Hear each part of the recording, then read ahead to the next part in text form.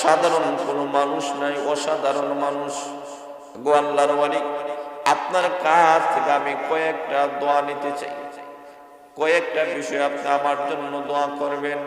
এক নম্বর বলো, গো আল্লাহর ওয়ালি, আল্লাহর কাছে দোয়া করেন মহান আল্লাহ যেন মদের আড্ডাখানা থেকে আমাকে সরাইয়া দেয়, মদের প্রতি যেন আমার ওয়ালিকা তৈরি করে দেয়।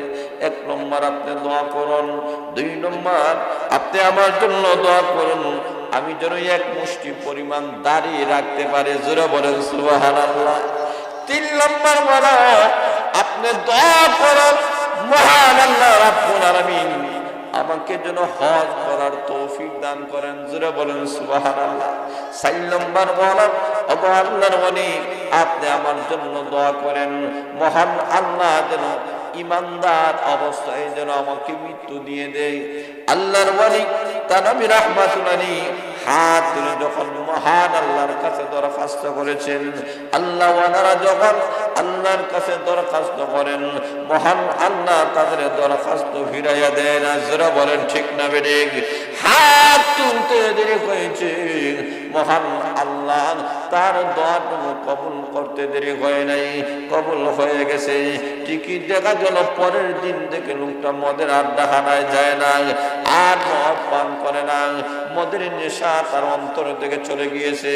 দুই নম্বরে ওই লোকটা বলেছিল যে আমি যেন দাড়ি রাখতে পারি, দাড়ি রেখে দিল, হজ করতে পারি, হজ নসিব হয়ে গেল। মৃত্যু শল্য করে যখন এসে গেল, এমন অসুস্থ হয়ে গেছে, ডাক্তারখানার মধ্যে নিয়ে যাওয়া গেল। ডাক্তাররা বলে তোমার এই অসুস্থতা কোনোদিন ভালো হবে না। হ্যাঁ ভালো হবে, আবার যদি তুমি মদ খাইতে পারো, কারণ যারা যেই জিনিসের অভ্যাস করে নেই, এই জিনিসটা না করলে তার কিন্তু রোগ ভালো হয় না, যারা বলেন ঠিক না বেঠিক? ডাক্তার পরামর্শ দিয়ে বলেন তুমি যদি সুস্থ হতে চাও আবার মদের আড্ডাখানায় গিয়ে মদ খাইতে হবে, নতুবা তুমি সুস্থ হইবা না। তখন লোকটা ডাক দেয়া বলে শুনে নাও, মদের আড্ডাখানা দেওয়া তো দূরের কথা, আমি জিন্দিগিতে তার দ্বারা কাছে যাইব না। এতে এই অসুস্থতার কারণে আমার প্রাণ পাখি যদি বাইর হয়ে যায়, হাজার বার বাইর হবে, তবে আর মদের আড্ডাখানায় যাব না। আল্লাহ রাসূলের সামনে আল্লাহ আয়াত নাযিল করে জানাইয়া দিয়েছে, কোন মানুষ যদি গুনাহকে গুনাহ মনে করে, এই লোকটা তওবা করতে প্রস্তুত, অসুবিধা নেই। কথা বলেন ঠিক না? গুনাহ করছে, তওবা করবে। যেমন লক্ষ্য করে দেখেন, একজন খাঁটি মুমিন ইমানদার 60 বছর পর্যন্ত আল্লাহর গোলামি করছে, পাহাড়ের ভিতরে চোখের পানি পালাইয়া কান্দে, লোকালয়ে নাই, মানুষের কাছে নাই, ধারে নাই, একা একা আল্লাহর গোলামি করে। হঠাৎ করে পাহাড়ের উপর থেকে হঠাৎ করে লোকটা নিচের দিকে তাকাইছে, একটা যুবতী সুরুষী সুন্দরী মহিলার চেহারার দিকে তার চোখ পড়ে গেছে, তার প্রেমে পাগল হয়ে গেছে। পাহাড় থেকে নিচে নামিয়া যুবতী মহিলার প্রেমে পড়ে তার সঙ্গে জিনা করে ফেলেছে। জোরে বলেন না নাউজুবিল্লাহ।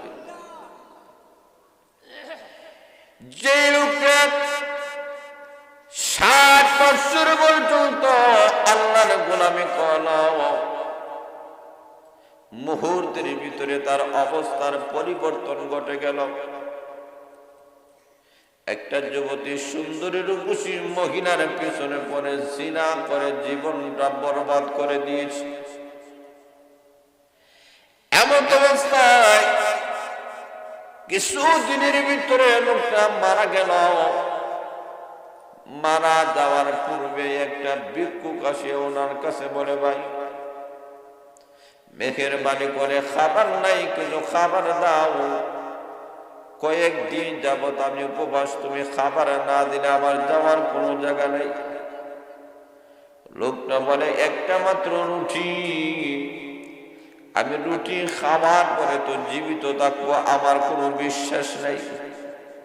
আমি খাইয়াও তো কোনো লাভ হবে না, কাদের আমার একজন মুসলমান ভাইটাকে আমি দিয়ে দিই। রুটিটা তার হাতে দিয়ে চিরকালের জন্য লোকটা দুনিয়া থেকে চলে গিয়েছে। ওই লোকটার আমলনামা আল্লাহ রাব্বুল আমিনের সামনে ওজন করা হয়ে গেছে, শুরু হয়ে গেছে।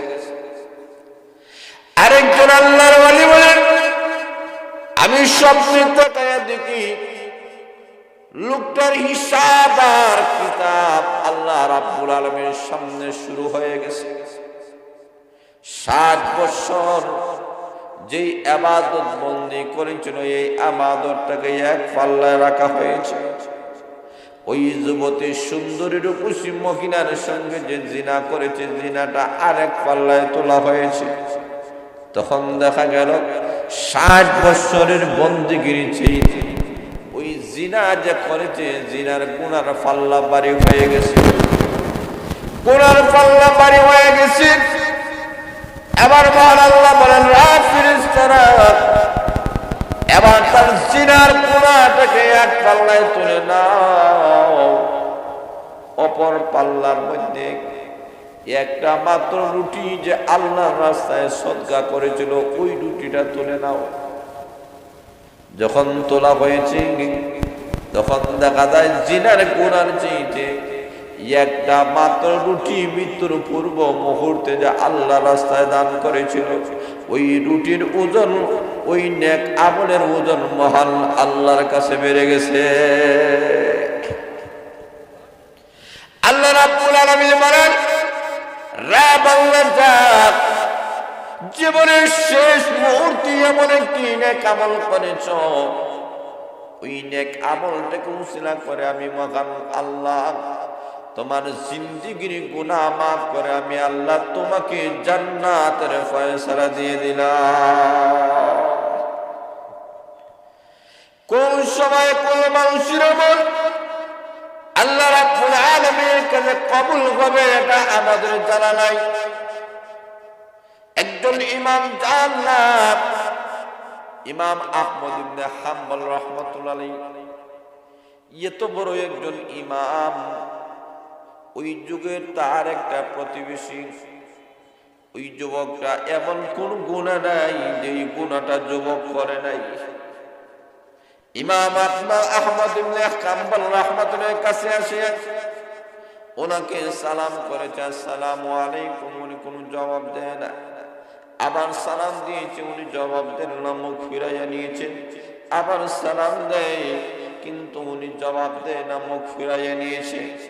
লোকটার কাছে গিয়ে বলে, ও যুগশ্রেষ্ঠ ইমাম আহমদ ইবনে হাম্বল, আপনি বারবার চেহারা ঘুরাইয়া দেন, আপনি আমার সালামের জবাব দেন না কেন? আমি বুঝতে পেরেছি আপনি জানেন আমি গুনাহগার, আমি নাফরমান, আমি হতভাগা। কিন্তু শুনে নেন, আমি এখন আর গুনাহগার রই নাই, হতভাগা রই নাই। আমি গত রজনীতে তওবা করে নিয়েছি। উনি বলেন, কিভাবে তুমি তওবা করেছ?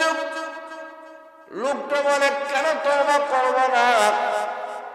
কারণ আমি গত রজনীতে আমি যখন ঘুমায় গেলাম, আল্লাহ নবী বিশ্ব নবী রাহমাতুল আলামিনকে আমি স্বপ্নে দেখলাম। আল্লাহ নবীকে আমি স্বপ্নে দেখছি, একটা পাহাড়ের উপরে আল্লাহর নবী বিশ্ব নবী রাহমাতুল আলামিন বসে আছে। মানুষেরা ওনার কাছে যায়, দোয়া চায়, আল্লাহর নবী তাদের জন্য দোয়া করে, মাগফিরাতের দোয়া করেন আল্লাহর নবী। আমার মন চায় আমি আল্লাহ নবীর কাছে গিয়া দোয়া চাইব, কিন্তু আমি আবার মনে মনে ভাবি আমি তো এমন গুনাহগার, এই গুনাহ নিয়ে বিশ্ব নবীর কাছে আমি কিভাবে যাব? কিভাবে নবীর সামনে আমার চেহারাটা আমি দেখাবো? আমি কিভাবে আশিক রাসূল হয়ে দাঁড়াবো? বিশ্ব নবীর উম্মত হয়ে নবীর কাছে আমি কিভাবে যাব? আমার লজ্জা লেগে গেল, আমি উঠি না। কিন্তু আমার পাশের লোকরা এক এক করে সবাই চলে গেল। হঠাৎ করে দেখি আল্লাহ নবী বিশ্ব নবী রাহমাতুল আলামিন আমার দিকে তাকাইয়া বলেন, রে আমার উম্মত, সবাই চলে আসে, তুমি আসো না কেন? আমাকে যখন আল্লাহর নবী বলেছেন আসো না কেন, আমি আর দেরি করি নাই, বিশ্ব নবীর কাছে গেলাম। আমি বললাম, এখন নবীজি, আমি মনে করেছিলাম আমার মতো পাপীকে আপনি কুলে দিবেন না, আমার মতো পাপীকে উম্মত হিসেবে আপনি স্বীকার করবেন না। আপনি যেহেতু আমাকে আহ্বান করেছেন, এখন নবীজি আমার জন্য আপনি একটু দোয়া করেন। কি দোয়া? আমার মনে চাই আমি গুনাহ করতে। নবীজি আপনি দোয়া করেন, আল্লাহ যেন গুনার মজাটা আমার অন্তর থেকে আল্লাহ দূর করে দেয়। আল্লাহর নবী হাত তুলে মহান আল্লাহর কাছে দরখাস্ত করেছেন। আল্লাহর নবী আল্লাহর কাছে দরখাস্ত করতে দেরি হয়েছে, মহান আল্লাহ তার দরখাস্ত কবুল মঞ্জুর করে লোকটার জিন্দেগির গুনাহ আল্লাহ মাফ করে দিয়েছে। লোকটা বলে, হুজুর এখন আর আমি গুনাহ করি না। কেন করি না? কারণ আল্লাহর রাসূল আমার জন্য নিজেই দোয়া করেছেন। সেটা বলে সুবহানাল্লাহ। আগে গুনার প্রতি যে মজা আছে, এখন গুনার প্রতি এই পরিমাণ ঘৃণা তৈরি হয়েছে যে গুনার দ্বারে কাছেও যাই না। জোরে বলে সুবহানাল্লাহ। আল্লাহ ওয়ালা যারা হয়, এটা সত্যিকার অর্থে যারা ঈমানদার হয়, এরা গুনাহ করার পরে গুনাহ থেকে তওবা করে আল্লাহ তাদেরকে মাফ করে। জোরে বলেন ঠিক না ঠিক? আর যারা গুনাহকে গুনাহই মনে করে না, এরা তো আল্লাহর কাছে মাফ চাইবে না। থানবী রাহমাতুল্লাহির কাছে উনার যুগে একটা লোক, আল্লাহ একজন পাপিষ্ঠ, ২৪টি ঘন্টা মদের আড্ডাখানায় থাকে। তো উনার কাছে গেছে, যাওয়ার তো আর সাহস করতে পারে না, উনি তো যুগ শ্রেষ্ঠ একজন আল্লাহর ওলি। তা আরেকজনকে ফাটাইয়া দিছে প্রিয়েস হিসাবে, যাও তানবী রাহমাতুল্লাহির কাছে বলবা আমি ২৪টি ঘন্টা মদের আড্ডাখানায় থাকি, কিন্তু আমার মন চায় উনার কাছে আমি যাইতে, উনার কাছে বায়আত গ্রহণ করতে। তুমি উনাকে বলিও আমি উনার কাছে বায়আত গ্রহণ করবো, ঠিক আছে, অসুবিধা নাই, কিন্তু আমি ওনার গড়ে যাওয়ার হলেও আমি মদ খাই, মদ হাওয়া ছাড়তাম পারতাম না। তখন লোকটা থানবী রাহমাতুল্লাহির কাছে গিয়ে বলল, হুজুর একটা লোক আপনার কাছে আসতে চায়, এখন আপনি যদি পারমিশন দেন, তবে এটাও বলছে তাকে মদ হওয়ার পারমিশন দেওয়া লাগবে। আপনি তার অনুমতি দেননি। আল্লাহ থানবী রাহমাতুল্লাহি বলেন যে ওই লোকের কাছে গিয়া হইও যে এই লোকটা তো মদ হয়, কাফির তো আর হয় নাই, অথচ কাফেরেরা পর্যন্ত আল্লাহর রসুলের সংস্পর্শে এসেছিল। যারা বলেন ঠিক না ঠিক? আল্লাহ রসুলের কাছে এসেছে, রসুলের সামনে বসেছে, রসুল তাদেরকে আশ্রয় দিয়েছিলেন। যারা বলেন ঠিক না ঠিক? আর এই ভ্রাতৃত্ব, এই ভালোবাসা, এই মহাব্বতের কারণেই কাফেরেরা বিশ্বনবীর হাত ধরে কলমা পড়ে মুসলমান হয়েছিল। যারা বলেন সুবহানাল্লাহ। তুমি বলেন যাও ওই বাড়িটিকে গেবো, লোকটা তো কাফির হয় নাই, আমি তানবীর দরবারে আসলে কোনো অসুবিধা নেই, পারমিশন দিলাম। পারমিশন দেওয়া বলো। তানবী রাহমাতুল্লাহির কাছে যখন লোকটা চলে এসেছে, আল্লাহ ওয়ালাদের চেহারার দিকে তাকাই নেই। যতই মানুষ খারাপ থাকুক না কেন, নাফরমান থাকুক না কেন, গুনাহগার থাকুক না কেন, ওই লোকটা মুহূর্তের ভিতরে তার অবস্থার পরিবর্তন ঘটে যায়। যারা বলেন ঠিক না ঠিক? তানবী রাহমাতুল্লাহির কাছে এসে বলে, আবু আল্লাহর ওলি আপনার চেহারায় পাওয়ার করতেছে, আপনি সাধারণ কোনো মানুষ নাই, অসাধারণ মানুষ। গো আল্লাহর ওলি, আপনার কাছ থেকে আমি কয়েকটা দোয়া নিতে চাই, কয়েকটা বিষয় আপনি আমার জন্য দোয়া করবেন। এক নম্বর বলো, ওগো আল্লাহর ওলি, আল্লাহর কাছে দোয়া করেন মহান আল্লাহ যেন মদের আড্ডাখানা থেকে আমাকে সরাইয়া দেয়, মদের প্রতি যেন আমার ওলিকা তৈরি করে দেয়। এক নম্বর আপনি দোয়া করুন। দুই নম্বর আপনি আমার জন্য দোয়া করুন আমি যেন এক মুষ্টি পরিমাণ দাঁড়িয়ে রাখতে পারে। জোরে বলেন সুবহানাল্লাহ। তিন নম্বর বলা, আপনি দোয়া করুন মহান আল্লাহ রাব্বুল আলামিন আমাকে যেন হজ করার তৌফিক দান করেন। জোরে বলেন সুবহানাল্লাহ। ৪ নম্বর বলা, ওগো আল্লাহর ওলি, আপনি আমার জন্য দোয়া করেন মহান আল্লাহ যেন ইমানদার অবস্থায় যেন আমাকে মৃত্যু দিয়ে দেয়। আল্লাহর ওলি তানবী রাহমাতুল্লাহি হাত তুলে যখন মহান আল্লাহর কাছে দরখাস্ত করেছেন, আল্লাহ ওয়ালারা যখন আল্লাহর কাছে দরখাস্ত করেন, মহান আল্লাহ তাদের দরখাস্ত ফিরাইয়া দেন। যারা বলেন ঠিক না বেঠিক? হাত তুলতে দেরি হয়েছে, মহান আল্লাহ তার দোয়াটুকু কবুল করতে দেরি হয় নাই, কবুল হয়ে গেছে। টিকিট দেখা গেল পরের দিন থেকে লোকটা মদের আড্ডাখানায় যায় না, আর মদ পান করে না, মদের নেশা তার অন্তর থেকে চলে গিয়েছে। 2 নম্বরে ওই লোকটা বলেছিল যে আমি যেন দাড়ি রাখতে পারি, দাড়ি রেখে দিল, হজ করতে পারি, হজ নসিব হয়ে গেল। মৃত্যু শল্যে করে যখন এসে গেল, এমন অসুস্থ হয়ে গেছে, ডাক্তারখানার মধ্যে নিয়ে যাওয়া গেল। ডাক্তারেরা বলে তোমার এই অসুস্থতা কোনোদিন ভালো হবে না। হ্যাঁ ভালো হবে, আবার যদি তুমি মদ খাইতে পারো, কারণ যারা যেই জিনিসের অভ্যাস করে নেই, এই জিনিসটা না করলে তার কিন্তু রোগ ভালো হয় না। যারা বলেন ঠিক না বেঠিক? ডাক্তার পরামর্শ দিয়ে বলেন তুমি যদি সুস্থ হতে চাও, আবার মদের আড্ডাখানায় গিয়ে মদ খাইতে হবে, নতুবা তুমি সুস্থ হইবা না। তখন লোকটা ডাক দেয় বলে শুনে নাও, মদের আড্ডাখানা দেওয়া তো দূরের কথা, আমি জিন্দিগিতে তার দ্বারা কাছে যাইব না। এতে এই অসুস্থতার কারণে আমার প্রাণ পাখি যদি বাইর হয়ে যায়, 1000 বার বাইর হবে, তবে আর মদের আড্ডাখানায় যাব না। এমন অবস্থায় লোকটার মৃত্যু হয়ে গেল ইমানদার অবস্থায়। জোরে বলে সুবহানাল্লাহ। তাহলে যে মানুষগুলা গোনাকে গোনা মনে করে, এই মানুষটা তো তওবা করতে পারে। আর যারা গুনাহকে গুনাই মনে করে না, এরা কোনোদিন তওবা করবে না।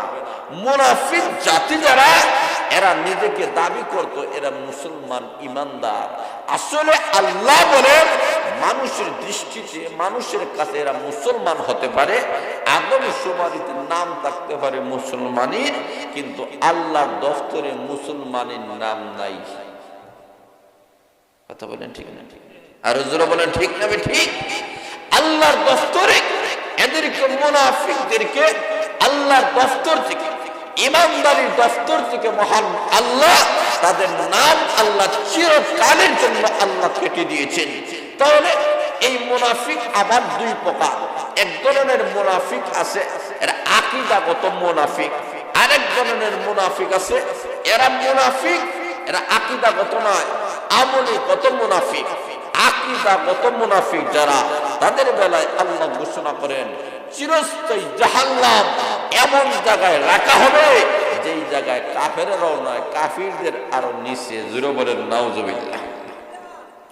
এই সমস্ত মুনাফিক সমাজের মধ্যে যখন আগমন করে, আল্লাহ রাব্বুল আলামিন বলেন যে এদের কারণে সমাজটা ধ্বংস হয়ে যায়।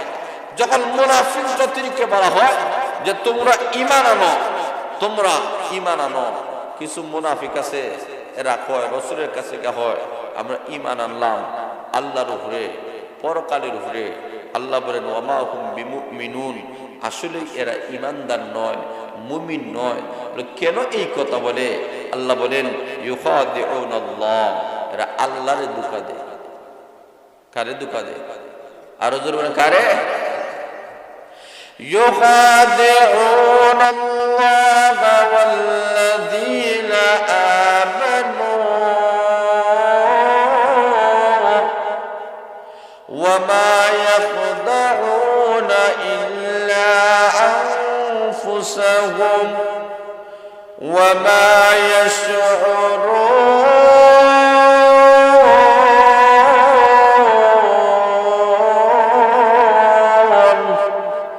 আল্লাহ রাব্বুল আলামিন বলেন এরা ধারণা হলো এরা আল্লাহকে ধোঁকা দেয়, আল্লাহ রাসূলকে ধোঁকা দেয়, ঈমানদার জাতিদেরকে ধোঁকা দেয়। আল্লাহ রাব্বুল আলামিন বলেন এরা আসলে আল্লাহকে ধোঁকা দেয় না, রাসূলকে ধোঁকা দেয় না, ঈমানদার জাতিকে ধোঁকা দেয় না, আসলে তারা নিজেদেরকে ধোঁকা দিচ্ছে। যারা বলেন ঠিক না বেঠিক? আর যারা বলেন ঠিক না বেঠিক? কারণ সে ঈমানটাকে গ্রহণ করছে, প্রকাশ্যভাবে বলেছে ঈমানদার, আর গোপনীয়ভাবে আসলেই সে কাফির, তার অন্তরে নেফাক আছে। আল্লাহ রাসূল সাল্লাল্লাহু আলাইহি ওয়াসাল্লাম বলেন এই যে মুনাফিক জাতিরা যারা মুখ দ্বারা স্বীকার করে আমরা মুসলমানের সাথে আছি, আসলে বাস্তবে ইমানদার সাথে নাই। আল্লাহ বলেন সত্যি যদি এরা এই দাবিদারে সত্য হয় তাহলে যুদ্ধের ময়দানে যান। যুদ্ধের ময়দানে যখন যাওয়া যায় তখন দেখা যায় মুনাফিক জাতিরা হয় আমরা যাইতে রাজি নাই, কারণ তারা জানে আমরা ইমানদার নাই। জোরে বলেন ঠিক না বেশি? যখনই কোনো কঠিন মুসিবত আসে, কোনো বিপদ আপদ আসে, কোনো কিছুই আসে, যুদ্ধের ময়দানে যাও, চান্দা দেও, টাকা দেও, পয়সা দেও, তখন তারা এক নম্বরে নেয়, তখন তারা ফিসে নেয়। মুনাফিকদের এটাই আলামত। যদি কোনো ভালো জিনিস আসে তখন যদি আগুয়ায় বোঝা এরা খাঁটি ইমানদার, আর ভালো জিনিস দেওয়ার পরে সামন দিকে বাড়ে না, এরা ইমানদার না, এরা মুনাফিক। যারা বলেন ঠিক না বেঠিক? আল্লাহ রাব্বুল আলামিন বলেন যে এরা মুনাফিক, এরা রসুলকে এবং ইমানদার জাতিকে ধোঁকা দেয়। আল্লাহ রাব্বুল আলামিন বলেন আসলেই এরা তাদেরকে ধোঁকা দেয় না, আসলে নিজেকে ধোঁকা দিচ্ছে। কিভাবে ধোঁকা দিচ্ছে? আজকে তারা মানুষের সামনে ইমানদার দাবি করে, কিন্তু কিয়ামতের কঠিন ময়দানে আসলে তো এরা আল্লাহর প্রতি ঈমান আনে নাই, রাসূলের প্রতি ঈমান আনে নাই, পরকালের উপরে ঈমান আনে নাই। এই কারণে এরা কিয়ামতের দিন জাহান্নামের সবচেয়ে নিম্ন স্তরে তাদেরকে রাখা হবে। ওই সময় জাহান্নামে যারা চলে যাবে, এতে বোঝা গেল তারা অন্যের ধোঁকা দেয় নাই, নিজেরে ধোঁকা দিছে। কথা বুঝছেন? কারে ধোঁকা দিছে? কথা বলে না, কারে ধোঁকা দিছে? নিজেরে ধোঁকা দিছে, জাহান্নামে হয়ে গেল। তো এর চেয়ে হতভাগা দুর্ভাগা আর কিছুই হতে পারে না। যে মানুষটা অন্যের ক্ষতি করতে গিয়া নিজের জাহান্নামে হয়ে গেল, নিজের জাহান্নামের লাকড়ি হয়ে গেল, এর চাইতে ক্ষতি আর কিছুই হতে পারে না। আপনার সম্পদের ক্ষতি হইলে পূরণ করা যায়, জোরে বলেন ঠিক না? আপনার জায়গা জমির ক্ষতি হইলে পূরণ করা যায়, বাসার ক্ষতি হইলে পূরণ করা যায়, কিন্তু ঈমানের ক্ষতি যদি হয় এটা কখনো পূরণ করা। আরো জোরে বলেন। এই কারণে আল্লাহ রাব্বুল আলামিন বলেন অপবিশ্ববি এক শ্রেণীর মানুষরা আপনার জামানার মধ্যে তারা আছে, এরা মুনাফিক। এদেরকে যখন বলা হয় তোমরা আমার সাহাবা একরামের মতো তোমরা ঈমান আনো, তখন তারা বলেন না, হতে পারে না, সাহাবা একরামের মতো আমরা কেন ঈমান আনবো? আল্লাহ বুঝাতে চায় আমার সাহাবা একরামের মতো যারা ঈমান আনে না এরা খাঁটি ঈমানদার হতে পারে না। জোরে বলেন ঠিক না বেঠিক? আল্লাহর নবী বিশ্বনবী রাহমাতুল আলামিন ঘোষণা করেছেন এই মুনাফিক জাতিদের বেলায় কি করা যায়। আল্লাহর নবী যদি তাদের বেলায় যদি হত্যা করার পারমিশন দেন, তাহলে বেঈমান কাফেররা বলবে মুসলমানেরা নিজের দলের মানুষকে হত্যা করেছে। যারা বলেন ঠিক না বেঠিক? আলাদা করাও যায় না, রাখাও যায় না। এমন একটা দুর্দুল্যমান অবস্থার মধ্যে আল্লাহর নবী সাহাবা কেরামদেরকে নিয়ে জীবন অতিবাহিত করেছেন। আর দুনিয়ার মানুষরা সমাজের মধ্যে যত ক্ষতি হয় সব ক্ষতির পিছনে মুনাফিক জাতিরাই দায়ী। যারা বলেন ঠিক না বেঠিক? মুনাফিক জাতিরা মধ্যখানে থেকে এই পরিমাণ ইসলামের ক্ষতি করেছে, কোরআনের ক্ষতি করেছে, নবীর ক্ষতি করেছে, এই ক্ষতি আর কোন বেঈমান কাফেররা প্রকাশ্যভাবে এতই ক্ষতি করে নাই। এই কারণে আমার মহান আল্লাহ মুনাফিকদের আলোচনা করতে গিয়ে বলেছেন ওই মুনাফিকদের দ্বারে কাছে তোমরা যাইও না, কারণ এদের অন্তরে ব্যাপার দুনিয়ার মানুষেরা তোমরা জেনে নাও এদের ব্যাপারটা মহান আল্লাহ বাড়াইয়া দেন। কিসের মাধ্যমে? দেখবেন সমাজের মধ্যে আপনারা তাকাইয়া দেখবেন কে মুমিন আর কে মুনাফিক। মাদ্রাসার উন্নতি হইলে যদি কারো অন্তরে আনন্দ লাগে, মসজিদের উন্নতি হলে কারো অন্তরে আনন্দ লাগে, মাদ্রাসার চান্দা বেশি হইলে যদি আনন্দ লাগে, মসজিদের চান্দা বেশি হলে যদি আনন্দ লাগে, ভালো কোনো কাজ দেখলে যদি আনন্দ লাগে, তাহলে আপনি বুঝবেন আপনার অন্তরে ঈমান আছে, এটা ঈমানের নূর। জোরে বলেন ঠিক না বেঠিক? আর যদি কোনো মানুষ দেখবেন মাদ্রাসার উন্নতি দেখতে পায় না, বিল্ডিং 2 তলা হয়ে যাবে পছন্দ করে না, 2 তলা বিল্ডিং হয়ে যা পছন্দ করে না, বেশি ছাত্র হয়ে যা পছন্দ করে না, সমাবেশে বেশি মানুষ হয়ে যাক এটা পছন্দ করে না, দান খয়রাত বেশি হয়ে যায় এটা কেউ পছন্দ করে না, মসজিদ উন্নত হোক পছন্দ হয় না। এমন কিছু লোক সমাজে আছে কি নাই? জোরে বলে, জোরে বলে আছে কি নাই? অন্যের জিনিস বেশি হক, ইসলামের জয় হক, ইসলামের বিজয় হক, কোরআনের জয় হক, কোরআনের বিজয় হক, এটা যারা চায় না, যেটা পছন্দ করে না, বুঝতে হবে এরা অন্তর্গত ভাই মুনাফিক। যারা বলেন ঠিক না ঠিক, এদের কারণেই সমাজের মধ্যে ক্ষতি হয়, পরিবারে ক্ষতি হয়, সামাজিক ক্ষতি হয়, রাষ্ট্রীয় ক্ষতি হয়, আন্তর্জাতিক ক্ষতি হয়। যারা বলেন ঠিক না ঠিক। আর ওই মুনাফিক জাতিরা তৃতীয় শ্রেণীর মধ্যে না থেকে এরা যদি হাকিভাবে ঈমান নিয়ে আসে আর মুমিনদের দলে যদি আসে, সত্যিকার অর্থে মধ্যখানে যদি এক শ্রেণীর মানুষেরা মুনাফিক হিসেবে না থাকতো, তাহলে সারা বিশ্বের কোন বেঈমান কাফেররা মুসলমানের সামনে মাথা উঁচু করে দাঁড়ানোর সাহস পাইতো না। যারা বলেন ঠিক না ঠিক। কারণ মুসলমানের অনেক আভ্যন্তরীণ অনেক বিষয় আছে, এই বিষয়গুলা কাফেরেরা জানে না। কে জানায় দেয়? এটা মুসলমানের মধ্যে এক শ্রেণীর মানুষ আছে যারা মুনাফিক। যারা বলেন ঠিক না ঠিক। এরা বিতর্কিত জিনিস কাফিরদের সামনে পাশ করে দেয়, তখন কাফিরেরা বুঝতে পারে। যারা বলেন ঠিক না ঠিক। বাইরের সুর ডাকাত এলাকার ভিতরে ততক্ষণ পর্যন্ত আসতে পারে না যে এলাকার না থাকে। যারা বলেন ঠিক না ঠিক। ঠিক তেমনি ভাবে মুমিন মুসলমানের ভিতরে এক শ্রেণীর মুনাফিক না থাকে, তাহলে কাফিরেরা মুসলমানের ভিতরে ঢুকতে পারবে না, মুসলমানের ঈমান আমল নষ্ট করতে পারবে না। যারা বলেন ঠিক না ঠিক। মুসলমান জাতিরা লক্ষ্য করে দেখো, এই বাংলাদেশ মুসলমানের দেশ। যারা বলেন ঠিক না ঠিক। এই বাংলাদেশ মসজিদ মাদ্রাসার দেশ, এই বাংলাদেশ ওলি আউলিয়ার দেশ, এই বাংলাদেশ শেখে কাতিয়ার দেশ, শেখে কৌরিয়ার দেশ, শেখে কাতিনগরের দেশ, শেখে বাগার দেশ। যারা বলেন ঠিক না ঠিক। শেখে বহরপুরের দেশ। এই বাংলাদেশের মধ্যে আজকে খ্রিস্টান মিশনারিরা শিক্ষার নামে আজকে আমাদের সমাজে কেজি স্কুলগুলা চালু করে দিয়েছে। যারা বলে ঠিক না ঠিক। আমরা কয়টা টুকরা ছেলে মেয়েরা যেখানে মক্তবে পড়বে, মাদ্রাসায় প্রাথমিক শিক্ষা গ্রহণ করবে, আজকে খ্রিস্টান মিশনারিয়া বাংলাদেশের বিভিন্ন অঞ্চলে, বিশেষ করে চট্টগ্রাম প্রত্যন্ত পাহাড়ি অঞ্চলের মধ্যে খ্রিস্টান মিশনারিরা তাদের এমন শিক্ষা চালু করে দিছে, যেই মুসলমানের ঘরে যে সন্তানরা জন্মগ্রহণ করছে, যেই মুসলমানের সর্বপ্রথম জবান থেকে উচ্চারণ হওয়ার কথা ছিল আল্লাহর নাম। যারা বলেন ঠিক না ঠিক। এখানে আল্লাহর নাম শিক্ষা দেওয়া হয় না, এখানে খ্রিস্টানি শিক্ষা দেওয়া হইতেছে। যারা বলেন ঠিক না ঠিক। এইভাবে মুসলমানের কলিজা টুকরা সন্তানদেরকে আজকে খ্রিস্টান মিশনারির এই কেজি স্কুল অন্যান্য স্কুলের মধ্যে লুকাইয়া দেয়া, আল্লাহর নাম, রসুলের নাম, পরকাল, জান্নাত, জাহান্নাম সবগুলা বলে দিচ্ছে। যারা বলেন ঠিক না ঠিক। পক্ষান্তরে এই সনাতনপুর মাদ্রাসার আজকে ৪৮ বছর হয়ে গেছে। যারা বলেন ঠিক না ঠিক। এই মাদ্রাসার সূচনা থেকে শুরু করে এই পর্যন্ত এই এলাকার মধ্যে হাফিজ কোরআন ছাত্র তৈরি করেছে, আলিম তৈরি করেছে, মুহাদ্দিস তৈরি করেছে, শেখুল হাদিস তৈরি করেছে। তারা বিভিন্ন মাদ্রাসায় খেদমত করতেছেন, বিভিন্ন মাদ্রাসার বড় বড় দায়িত্ব পালন করতেছেন।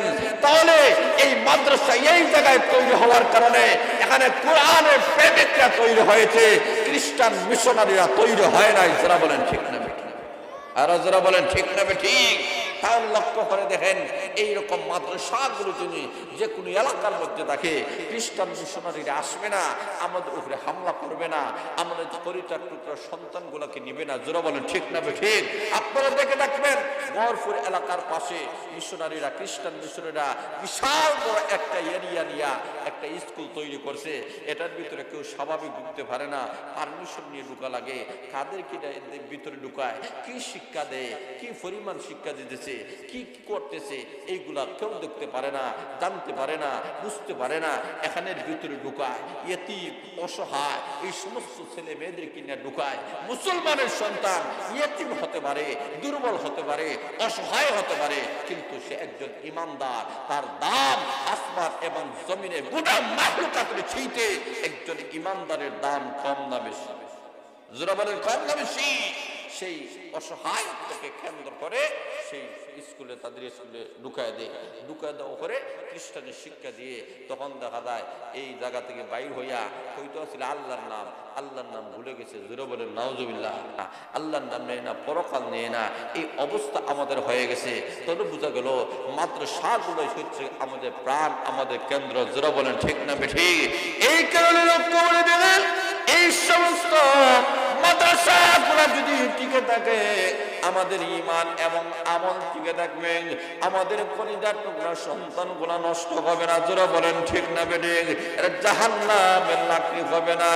এই কারণে বাইরে আসো, আমাদের কলিজার টুকরা সন্তানগুলোকে এই মাদ্রাসায় পাঠাইয়া হাফেজ কোরআন বানান, আলিম বানান, মাওলানা বানান। জোরে বলেন ঠিক না বেঠিক? এই মাদ্রাসায় যদি আপনার কলিজার টুকরা সন্তানকে যদি পাঠিয়ে দিতে পারেন, আপনি যদি টাকা দিয়া, পয়সা দ্বারা, শ্রম দ্বারা, মেধা দ্বারা, পরামর্শ দ্বারা এই মাদ্রাসাটাকে যদি সহযোগিতা করেন, বিল্ডিং ফান্ডে যদি দান করেন, কত ফান্ডে যদি দান করেন, গরিব ফান্ডে যদি দান করেন, জানানের ফান্ডে যদি দান করেন, এইগুলো নষ্ট হবে না।